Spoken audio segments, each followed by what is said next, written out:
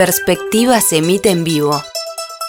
De lunes a viernes de 7 a 12 horas en Radio Mundo 1170 AM de Montevideo y sus plataformas digitales.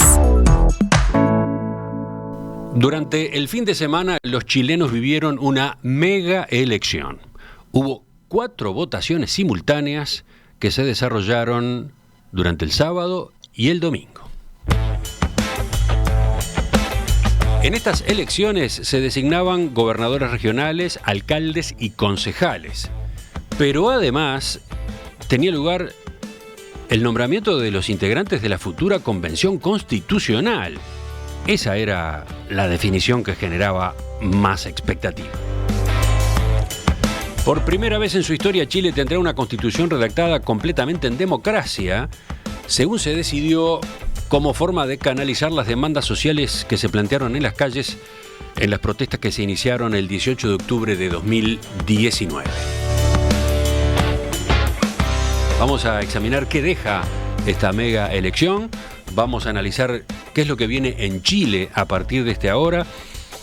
Para eso estamos en contacto con un conocido de la casa, Fernando Rosenblatt, doctor en ciencia política, profesor asociado en la Escuela de Ciencia Política de la Universidad Diego Portales e investigador del Instituto Milenio Fundamento de los Datos. Fernando, buen día, gracias por acompañarnos otra vez. Buenos días, Emiliano, ¿qué tal? Gracias por el madrugón, sobre todo, no es que sea muy temprano, 7:30 en Chile, lo que pasa es que no dormiste demasiado, ¿no? ¿Hasta qué hora estuviste revisando números, examinando y sacando conclusiones? Y casi que hasta las 3 de la mañana prácticamente. Bueno, así que espero que con suficiente lucidez vamos a charlar a partir de este momento. Fernando, hay una cantidad de elementos para destacar de esta mega elección. ¿Cuáles son, así, en una primera mirada, las pinceladas que estás resaltando? Bueno, sí, efectivamente hay muchísimo para decir. Fue una elección histórica por lo que sucedió el fin de semana. Lo primero es que fue un fin de semana de votación, se votó sábado y domingo, ¿no? Lo más importante, sin lugar a dudas, es lo que vos destacabas, la elección de los convencionales constituyentes. Era la elección más importante por lo significativo de la elección, ¿no? Tal como vos decías, es la primera vez que Chile va a redactar una constitución en democracia y es la primera vez que lo hará a través de una convención constitucional, lo que conocemos como una asamblea constituyente. Esta convención de 155 convencionales va a sesionar entre 9 meses y un año y va a redactar la nueva constitución. Un elemento que también me parece que es muy importante es que la composición será paritaria. Es la primera vez en la historia que un país tendrá una convención constitucional paritaria. El piso era 45% para hombres o mujeres. Y hasta pasada la medianoche de ayer resultaban electas 81 mujeres y 74 hombres, aplicando también la regla de la paridad. Y en términos generales, y más allá de la regla de la paridad, fue una excelente votación de las mujeres en las diferentes elecciones, ¿sí? Y otro dato interesante, de los 155, 17 eran escaños reservados para pueblos originarios, mapuches y otros pueblos también. Bueno, y en cuanto a los resultados de esta elección tan relevante, ¿qué podemos decir? Ya mencionabas algo importante, la distribución de hombres y mujeres. ¿Qué más? El partido más grande, o el bloque más grande, es el de los independientes. 47 convencionales, al menos hasta las casi 3 de la mañana. Ahí encontramos diferentes perfiles y habría que ver caso a caso. En términos generales, estos independientes vienen del mundo social, se le dice, sin militancia política. También hay algunos famosos y otros que se hicieron famosos a partir del estallido social al que tú hacías referencia en la introducción, como la conocida tía Pikachu, Giovanna Grandón, que estuvo un ícono de las protestas del estallido disfrazada como Pikachu. Creo que en términos generales podemos decir que están más cerca del mundo de la izquierda, ¿sí? Tenemos pocas referencias, pero hay algunos indicios para pensar que la mayoría de los independientes tendrán posiciones en la convención cercanas a la izquierda, especialmente los independientes de la conocida lista del pueblo. La derecha y la centro derecha tuvo un resultado pésimo, muy malo, ¿no? A pesar de haber logrado coordinarse y presentar una lista unida, cosa que no logró la centroizquierda y la izquierda, tuvo un muy mal resultado. Lograron elegir 37 convencionales lejos de la cifra necesaria para tener un tercio de la convención, que esa cifra era muy importante para la derecha, ¿verdad? ¿Por qué era tan importante alcanzar un tercio de los convencionales constituyentes? Vamos a revisar esto. Sí, porque una de las cosas que ya sabemos de la Convención Constitucional es que para aprobar las normas de la nueva Constitución se van a requerir el voto de 2/3 de los convencionales. Cuando no se consigan esos 2/3, esos aspectos van a ser materia de ley. Y la derecha sabía que no iba a tener la mayoría de la convención y mucho menos 2/3, por lo que aspiraba a asegurarse la capacidad de veto teniendo 1/3 de la convención. Y quedaron lejos. Y parece claro que los independientes, como decíamos, no van a votar con ellos y tampoco los elegidos por los escaños reservados de los pueblos originarios. El gran ganador de la noche fue el pacto entre el Partido Comunista y el Frente Amplio, la lista que a nivel de constituyentes se llamaba Apruebo Dignidad. Esta lista obtuvo, al menos hasta la noche de ayer, 28 convencionales electos, pero sobre todo fueron los grandes ganadores por victorias resonantes a nivel de alcaldes, sobre lo que podemos conversar más adelante. Otro gran derrotado en general en todas las elecciones, pero muy especialmente en la Convención Constitucional, fue el mundo de la exconcertación. Los partidos políticos tradicionales de la exconcertación estaban en la lista del apruebo y obtuvieron 25 convencionales. Por ejemplo, recordemos que incluye, ¿no? ¿Qué partidos estamos mencionando ahí? Estamos mencionando la Democracia Cristiana, el Partido por la Democracia, Partido Socialista, Partido Radical, los partidos tradicionales de la concertación, ¿no? Y si no me equivoco, la Democracia Cristiana tendría solamente 2 convencionales, la Democracia Cristiana. Y también fue una muy mala elección para el PPD, es decir, para los componentes, los integrantes de lo que conocimos como la concertación. Entonces, los partidos y las grandes coaliciones que dominaron la política chilena desde la transición tuvieron una derrota muy dura, especialmente los partidos, como decía, de la exconcertación, pero también y muy especialmente la derecha y la centro-derecha, ¿no? Y esto también se observó en las otras elecciones que tuvimos durante el fin de semana. Ya volveremos a los números, pero capaz que en este momento conviene que ubiquemos antecedentes, ¿no? ¿Cómo llegamos a esta elección histórica para designar la Convención Constitucional? Sí, vos hacías referencia un poco a esto en la introducción. Llegamos acá desde el estallido social, que empezó el 18 de octubre de 2019 y sobre el que hicimos varios contactos en aquel momento. En un punto crítico del estallido, la mayoría de los partidos políticos con representación en el Congreso firmaron el Acuerdo por la Paz y una nueva Constitución. Este acuerdo fijó un plebiscito de entrada, el que ocurrió en octubre del año pasado, octubre de 2020. La elección de convencionales y también un plebiscito de salida. Este plebiscito de salida va a ocurrir una vez que la convención termine su trabajo de redactar la nueva constitución. En el medio tuvimos la pandemia, que ha sido terrible para todo el mundo, pero muy especialmente para Chile. La audiencia recordará que en 2020 Chile fue uno de los países más afectados, tanto desde el punto de vista humano, por la cantidad de fallecidos, sino también por la cantidad de casos, y como en todo el mundo también generó una profunda crisis económica y social. Estuvimos más de 5 meses de cuarentena. Este año, ya 2021, ya tuvimos casi 2 meses, y de hecho hay muchas comunas que todavía están en cuarentena. La pandemia lo que hizo fue poner como una pausa al estallido social. En marzo del 2020, cuando empieza la pandemia, estábamos todavía con altos niveles de conflictividad, muchas manifestaciones, y la pandemia congeló eso, ¿no? Pero más allá de que ahora, que durante la pandemia no vimos los niveles de conflictividad, de protesta, de represión que vimos durante el estallido, eso quedó congelado, ¿sí? Pero no podemos decir que se resolvió. Además, la pandemia, además de congelar el estallido, modificó el calendario que se previó con el acuerdo. Finalmente, la pandemia y especialmente las cuarentenas afectaron muchísimo el trabajo también de las campañas, ¿no? Ahora, más allá de estas complicaciones, tuvimos el plebiscito de entrada en octubre de 2020, donde ganó el apruebo, recordarán, con un 78%. Y la pandemia también modificó lo que seguía, ¿no? El calendario, la elección municipal, gobernadores, elección y sobre todo la elección de convencionales constituyentes. Y llegamos a este fin de semana con bastante incertidumbre. De hecho, una de las decisiones fue de hacer las elecciones en 2 días. Pero había mucha incertidumbre si no se iba a tener que mover de nuevo la fecha. Los números siguen siendo malos, la positividad sigue siendo alta, y muchos expertos creían que debía correrse nuevamente, pero finalmente tuvimos todas estas elecciones. Entonces, llegamos a esta elección de convencionales como consecuencia de un acuerdo político para salir de una crisis que vivía Chile a finales de 2019. Vino la pandemia, puso en pausa ese conflicto, pero incidió también sobre el proceso político y sobre el calendario, ¿no? Sí, la pandemia, decías, claramente marcó la campaña. Ahora, ¿también incidió sobre la agenda? Bueno, sí, no. La discusión, sobre todo a nivel de candidatos a la Convención Constitucional, pasó más por el futuro de Chile, las reglas de juego, el modelo de desarrollo. Los candidatos y candidatas hicieron más bien referencias a aspectos estructurales. Ahora, efectivamente, la pandemia desnudó muchos problemas del modelo de desarrollo de Chile y eso fue utilizado por las diferentes campañas de convencionales constituyentes para las materias que debían discutirse en esta nueva convención, ¿no? Volviendo ahora a los resultados. Hace unos minutos tú destacabas la derrota de los partidos tradicionales, de todo el espectro político, ¿no? Los partidos tradicionales de todo el espectro.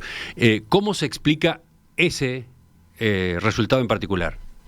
Bueno, el estallido social marcó la pauta de lo que venía siendo un lento proceso de distanciamiento de la sociedad respecto de la política institucionalizada, de los partidos, de las instituciones. En el estallido social de octubre de 2019 no veíamos ninguna bandera de partidos y de hecho había un fuerte discurso antipartido, que tampoco empezó con el estallido. El movimiento estudiantil, que tuvo su punto más alto durante 2011 y sobre el que también conversamos muchas veces, también reflejaba ese distanciamiento, esa incapacidad de los partidos chilenos para incorporar demandas de la ciudadanía. Los niveles de identificación con partidos están entre los más bajos de América Latina, la confianza en los partidos, en las instituciones de la democracia representativa también están por el piso. Ahora, la paradoja es cómo se explica que un país que estaba viviendo un proceso de desarrollo económico, que tenía estabilidad económica, sin grandes crisis en los últimos 25 años, tuviera una sociedad tan distanciada de la política institucional. Bueno, porque los partidos no organizaron ni movilizaron nuevos intereses y demandas. El espacio de la política era muy reducido y no había grandes discusiones sobre aspectos centrales del modelo de desarrollo. Es decir, muchos aspectos estructurales no eran politizados. Era una democracia, por decirlo de alguna manera, aburrida, que tapaba la discusión sobre aspectos estructurales, digamos. Además, los partidos tenían una vida interna muy poco activa, ¿no? No tenían una vida interna muy activa, y fue así durante 20 años, una política de élites que en todo caso respondía mucho más a la forma tradicionalmente de hacer política en Chile, en realidad, ¿no? La participación de la ciudadanía o de los adherentes de los partidos se limitaba estrictamente a la movilización para las elecciones y al voto, y de hecho con baja intensidad. Entonces, una política que no politizaba los aspectos más importantes del modelo de desarrollo, unos partidos que no tenían una vida interna muy fuerte, una política de élites que tenía apagado la participación ciudadana. Y a esto hay que sumar los numerosos escándalos de corrupción o escándalos por financiamiento de las campañas, la influencia de grandes empresas en la redacción de leyes, como el escándalo de la ley de pesca. En fin, un proceso muy complejo que se resume en una ausencia de un debate programático profundo, sustantivo, y con escándalos de corrupción que afectaron a diferentes partidos. Los partidos políticos, todos los partidos políticos establecidos, fueron duramente interpelados durante el estallido y por lo tanto este resultado era esperable, ¿sí? Con excepción del Partido Comunista, que es un partido tradicional, ¿sí? Pero que no formó parte de este establishment de la política chilena desde la transición hasta el segundo gobierno de Bachelet. Quienes estuvieron haciendo campaña, cuando uno conversaba, digamos, te señalaban que decir que eras de un partido X era un gran problema en muchos distritos, especialmente en las comunas populares de Santiago. Por lo tanto, mejor era esconder la afiliación partidaria. Hay de verdad mucha rabia con la política, con los políticos, y en eso los independientes tuvieron una gran oportunidad. Era una elección histórica esta del fin de semana en Chile. ¿Cómo se explica entonces que la participación haya sido tan baja, apenas del 40, 41%? ¿Qué resultados dejaron las otras votaciones, las que no tenían que ver con la convención constituyente? ¿Qué viene en la política chilena a partir de ahora? Bueno, de estos temas seguimos conversando en la segunda parte de la entrevista esta mañana con el politólogo uruguayo Fernando Rosenblatt.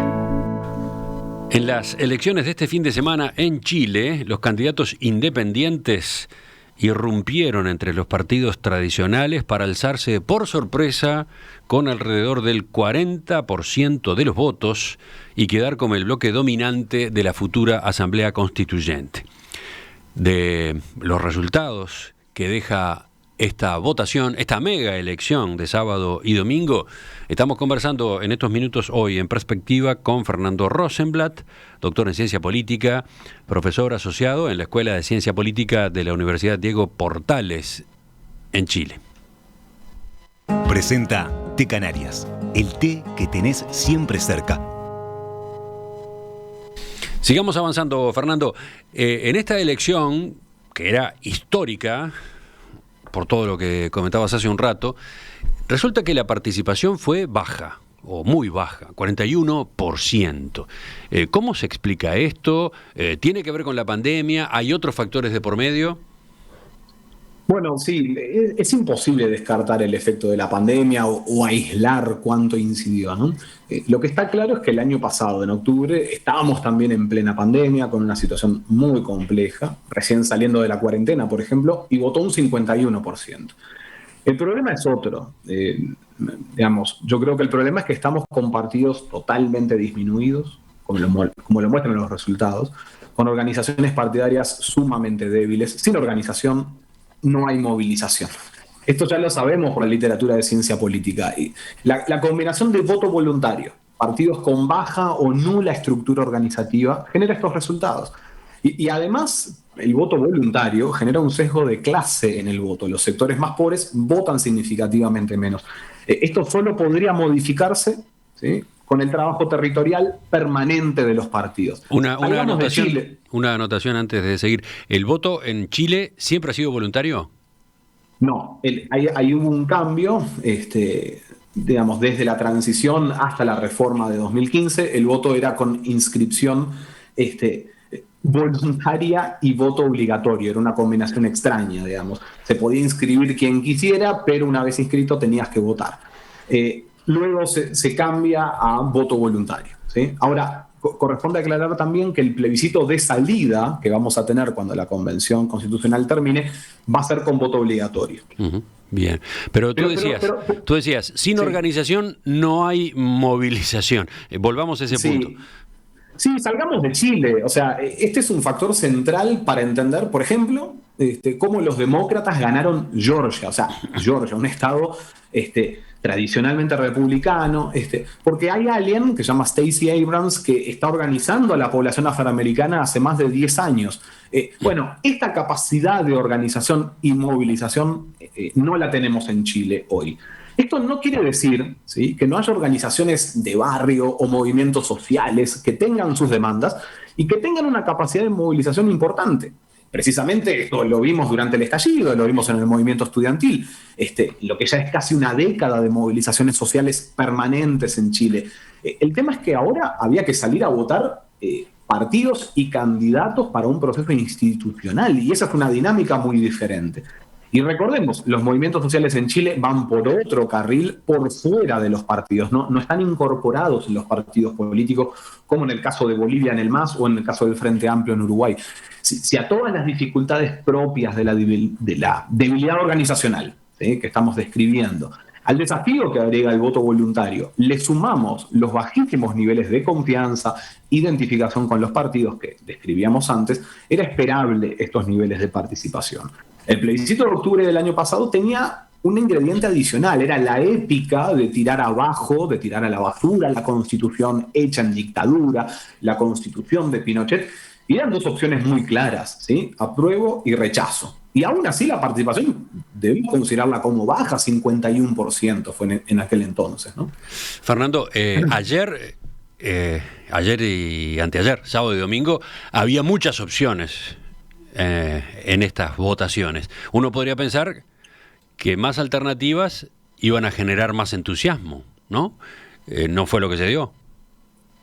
Sí, lo que pasa es que hay que convencer a la gente para ir a votar. Este es un problema de oferta porque son los partidos, los candidatos, los que tienen que generar las condiciones para la movilización. Es imposible hacerlo desde Twitter, desde arriba, digamos, con la televisión. Tener presencia en medios ayuda, claro, ser activo en redes sociales también, pero en elecciones, especialmente con voto voluntario y con estos bajísimos niveles de adhesión a la política, a los partidos y demás, el principal desafío es el de sacar a la gente a votar, a participar. Eso se logra con organización en el territorio, haciendo campaña, pero sobre todo estando allí, siempre, y teniendo muchos voluntarios generando acciones de campaña. Y de nuevo, el voto voluntario es terrible porque genera sesgos de clase en la participación y eso en sociedades desiguales es un daño muy profundo para la democracia. Y además también genera incentivos bien complicados porque los políticos no tienen mucho incentivo para que mucha gente salga a votar. Más bien manejan con bajos niveles de participación, hasta que aparece un candidato como Barack Obama, claro. Ahora, con el voto obligatorio, los actores políticos y económicos no pueden especular con los niveles de participación. Por ejemplo, hay muchas dudas, una cosa que sucedió ayer, de por qué se vio tan poco transporte público en diferentes zonas de Santiago y de Chile. Fue algo comentado que habría que investigar ahí también. Bueno, si te parece, podemos ir ahora a los resultados de las otras elecciones que se desarrollaron este fin de semana. No solamente se votaba para designar a la Asamblea Constituyente, también se elegía gobernadores regionales, alcaldes, concejales. ¿Qué es lo que estás resaltando de esas otras votaciones? ¿Qué novedades hubo ahí? Bueno, la primera novedad es que era la primera vez que se elegían los gobernadores regionales. Estas autoridades van a tener mucho poder y serán un actor político muy, muy relevante en el futuro. En este caso, respecto a los resultados, hay poco para decir porque la ley electoral establece que cuando ningún candidato alcanza el 40%, hay segunda vuelta. Y en la mayoría de las regiones tendremos segunda vuelta en junio. Lo interesante es que hubo algunos resultados sorpresivos. En la región metropolitana, por ejemplo, Claudio Rego, de la Democracia Cristiana, que era esperable que pasara segunda vuelta, un político muy conocido, que fue alcalde, que fue ministro, que fue intendente, de la Democracia Cristiana, va a tener que competir con Karina Oliva, del Frente Amplio, que tuvo una votación muy buena y que a priori no se esperaba que llegara a la segunda vuelta. En las alcaldías, la nota la dio el Frente Amplio y el Partido Comunista. Ganaron alcaldías muy importantes. El Partido Comunista ganó la comuna de Santiago, ni más ni menos, que estaba en poder de la derecha. Además, el Partido Comunista retiene la comuna de Recoleta con la reelección de Daniel Jadue, quien es además el precandidato presidencial del Partido Comunista. El Frente Amplio, pero especialmente su partido más grande, Revolución Democrática, tuvo resultados realmente muy buenos. Emilia Ríos ganó la alcaldía de Ñuñoa, Macarena Ripamonti en Viña del Mar, ¿sí? Tomás Bodanovich en Maipú, la segunda comuna más poblada de Chile. Es decir, todas comunas realmente muy emblemáticas. Ahora, acá tenemos que hacer una precisión importante. En algunos lugares decíamos, bueno, el Frente Amplio del Partido Comunista, que tenían una lista común para constituyentes, coordinaron en algunos lugares, también en otras elecciones, pero en otros compitieron, como es el caso de Ñuñoa. Los pactos para constituyentes no necesariamente se replicaron en las otras elecciones, y los acuerdos, los pactos variaban entre distritos o comunas. Y esto refleja, más allá de los detalles que son muy, muy complejos, digamos, los problemas de coordinación electoral, que es un punto básico de la organización partidaria.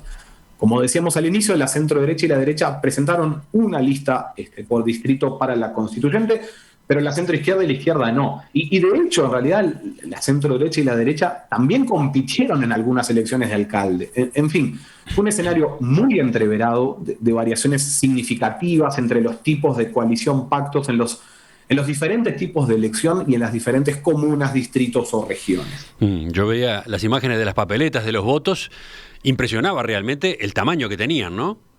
Es que en lo que vos señalás en esto hay algo que yo creo que también incide en los niveles de participación y de nuevo tiene que ver con la oferta. Hay un problema grande de diseño institucional. La lista abierta es un desastre. Se personaliza mucho la política y en un contexto de profunda debilidad de los partidos, todas las campañas eran puros nombres y apellidos y caras, ¿sí? La propaganda en las calles también desconcertaba en ese sentido, ¿no? Exacto, eran caras, nombres y apellidos, ¿verdad? Y a veces, en algunos casos, los nombres de los partidos ahí chiquitos, ¿no?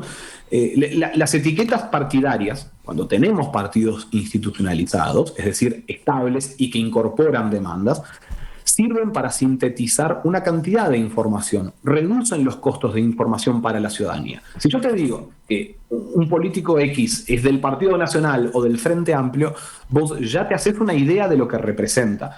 En Chile las campañas para todas las elecciones, convencionales, gobernadores, fueron campañas de personas.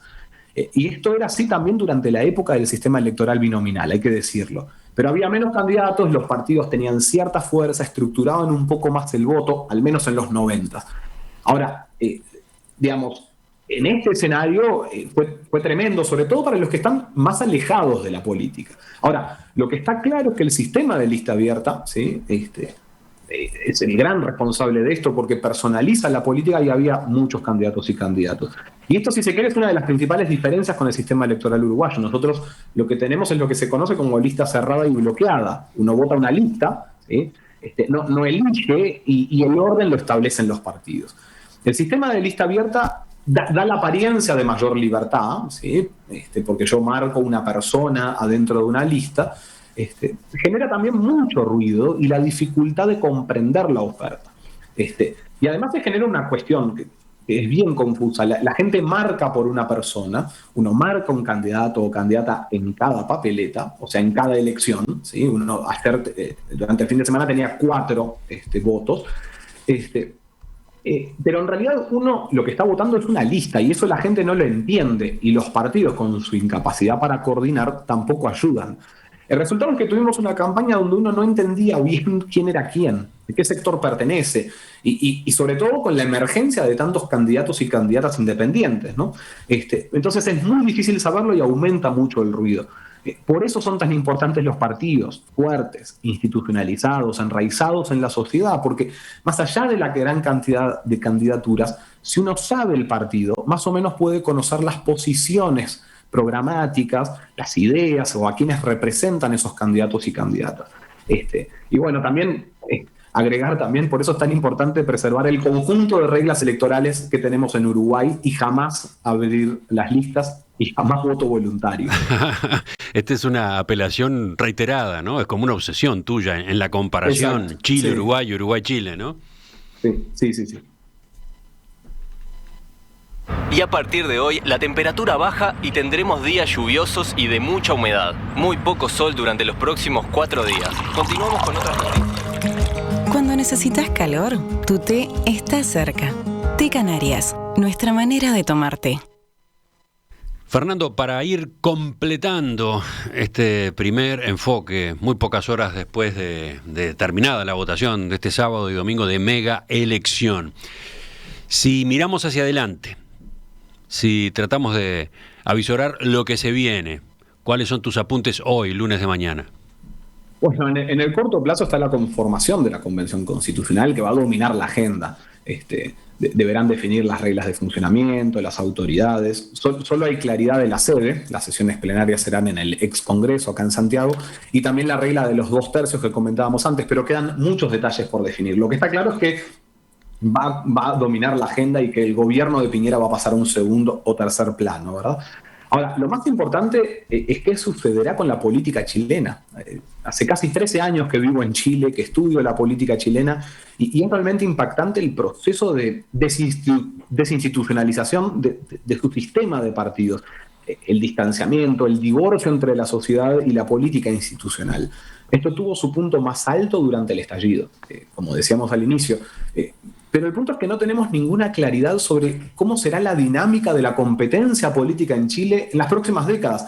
Está claro, la nueva constitución puede traer cambios importantes en las reglas de juego y eso puede hacer una adaptación estratégica de los actores y agrega más incógnitas. Pero por lo pronto, los actores políticos de hoy, ni los tradicionales ni los emergentes, logran capturar la atención y la adhesión de las grandes mayorías.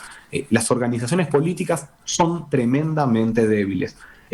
Varios en la academia y en la opinión, digamos, han decretado la muerte de los partidos, los tiempos que corren, los cambios en las sociedades contemporáneas. Y puede serlo, los viejos partidos del siglo XX y sus formas de organización quizás hayan muerto, pero la política es acción colectiva. Lo que está claro es que los partidos, como actores que suponen la coordinación de candidatos en elecciones y entre elecciones, y que generan la agregación de intereses, siguen siendo un componente central de las democracias, más allá de su forma específica de organización. No hay política sin acción colectiva y los partidos son organizaciones que existen para facilitar la acción colectiva, por lo que los ejemplos que dábamos antes. Por lo tanto, los partidos, las organizaciones políticas estables son y seguirán siendo imprescindibles para la democracia. Y Chile, por lo tanto, necesita urgentemente recuperar a sus partidos. ¿Cómo se hace esto? Bueno, es una tarea muy compleja, pero tienen una oportunidad histórica. Estas coyunturas permiten reconfigurar y reordenar el mapa político. Y también hay un tema con el liderazgo. Ayer conversábamos y decíamos que no había una voz, un liderazgo político claro. Sí, aclaro para los oyentes. Conversábamos anoche pensando, cuando hiciéramos esta entrevista hoy, cuando charláramos al aire hoy, qué voces podíamos incluir, qué grabaciones, qué testimonios, qué declaraciones surgidas anoche, digamos, después de conocido los resultados. Y tú me decías, no, pero es que no hay voces, o mejor dicho, no hay voces conocidas, ¿no? No hay grandes nombres, ¿no? Exactamente, y hay voces emergentes, ¿sí? La alcaldesa electa de Santiago, la alcaldesa electa de Ñuñoa, hay liderazgos emergentes y hay que ver cómo se consolidan, especialmente dentro de esta coalición del Frente Amplio, que tuvo una muy buena elección, pero que ha tenido muchos problemas internos y especialmente también de la consolidación de una estructura. De cara a las presidenciales de este año, una de las que aparece con mayores niveles de adhesión es Pamela Giles, una versión chilena de estos liderazgos populistas que han aparecido en los últimos años. Ella es periodista, con mucha participación en los medios y que hace todo el tiempo declaraciones y es diputada actualmente, hace declaraciones muy polémicas, muy confrontacionales, pero no con un perfil programático, ¿sí? De hecho, ella ha dicho que no es ni de izquierda ni de derecha. Habrá que seguir este fenómeno de cerca porque el contexto político y social hoy en Chile se presta para la emergencia de este tipo de candidaturas, ¿no? Fernando Rosenblatt, doctor en Ciencia Política, uruguayo, radicado en Santiago. Gracias por acompañarnos otra vez con este análisis, este primer análisis en este escenario nuevo que se abre a partir de la mega elección del fin de semana. Tú dirás cuándo volvemos, ¿no? Vamos a mantenernos en contacto a ver qué otro mojón conviene que volvamos a poner acá en nuestra agenda. ¿Te parece? Me parece perfecto. Anden muy bien. Es muy interesante esto, muy al mismo tiempo lejano a la política tal cual la entendemos nosotros acá, ¿no? Entonces conviene prestarle atención. Para eso creo que va a ser bueno que sigamos en esta serie, ¿de acuerdo? De acuerdo.